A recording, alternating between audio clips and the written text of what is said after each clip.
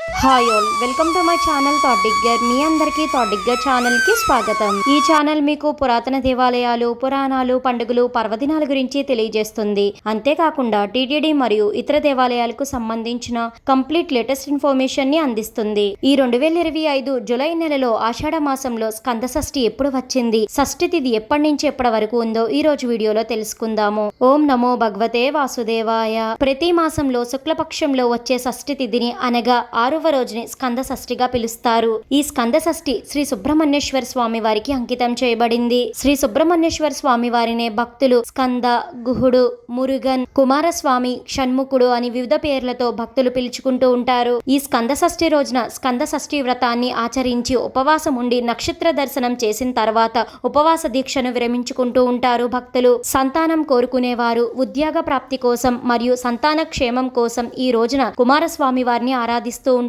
అలానే రాహుకేతు దోషాలు, కాలసర్ప దోషాలు, నాగదోషాలు ఉన్నవారు సర్పరూపంలో ఉన్న శ్రీ సుబ్రహ్మణ్యేశ్వర స్వామి వారిని ఆరాధిస్తారు. ఇంకా భార్యాభర్తల మధ్య అన్యోన్యత కోరుకునేవారు శ్రీ వల్లి దేవసేన సమేత శ్రీ సుబ్రహ్మణ్యేశ్వర స్వామి వారిని విశేషంగా ఆరాధిస్తూ ఉంటారు. ఈ 2025 ఆషాఢ మాసంలో జులై నెలలో శుక్లపక్ష షష్ఠి తిథి ఎప్పటి నుంచి ఎప్పటి వరకు ఉందో తెలుసుకుందాము. జూన్ 30వ తేదీ సోమవారం ఉదయం 11:48 పంచమి తిథి ముగుస్తుంది. ఈ జులై 30వ తేదీన వచ్చే ఈ పంచమిని స్కంద పంచమిగా పిలుస్తారు. ఈ రోజున కూడా శ్రీ సుబ్రహ్మణ్యేశ్వర స్వామి వారిని ఆరాధిస్తారు. ఆ తర్వాత శుక్లపక్ష షష్ఠి తిథి జూలై 1వ తేదీ మంగళవారం మధ్యాహ్నం 12:17 ముగుస్తుంది. ఈ రోజున నక్షత్రం పుబ్బ ఉదయం 11:25 వరకు ఉంది. ఈ క్రమంలోనే ఈ ఆషాఢ మాసంలో స్కంద షష్ఠిని జూలై 1వ తేదీ మంగళవారం నిర్వహించుకోవాలి. మనందరికీ తెలిసిందే సుబ్రహ్మణ్యేశ్వర స్వామి వారికి మంగళవారం ప్రీతికరమైన రోజు. అందులోని స్కంద షష్ఠి ఈసారి మంగళవారం వచ్చింది ఇంకా ఎంతో ప్రీతికరమైనది.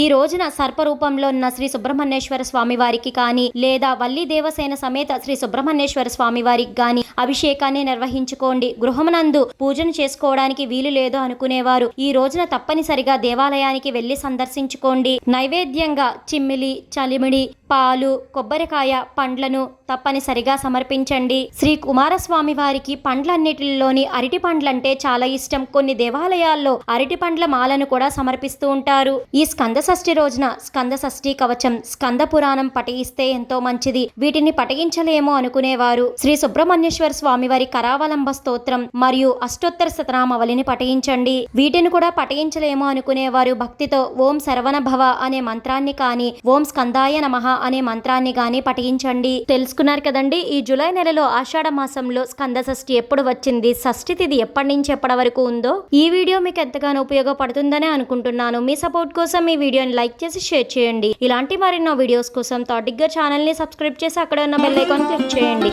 ఓం నమో నారాయణాయ. ఓం శరవణ భవాయ నమః. Thank you for watching.